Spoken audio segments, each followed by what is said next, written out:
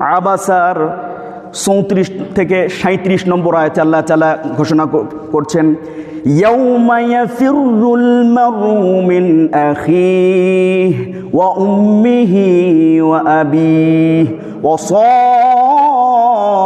সাহিবাতিহি ওয়া বানিহি লিকুল্লি ইমরিইম মিনহুম ইয়াউমাইযিন শাআনুন ইউগনিহি। আল্লাহু আকবার।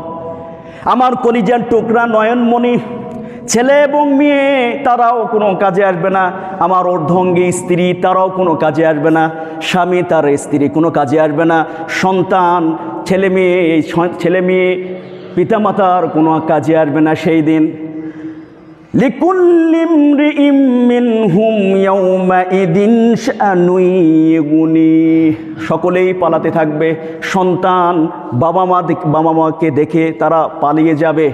সেই দিন প্রত্যেকে তার নিজ নাফস নিয়ে ইয়া নাফসি করবে, হায় আফসোস কি করেছি, রব্বুল আলামিন যদি আজকে ধরে তাহলে আমি আজকে কি করব, দুনিয়ার জীবনে আমি কি করেছি, কিছুই করি নাই, হা লাদ্রি।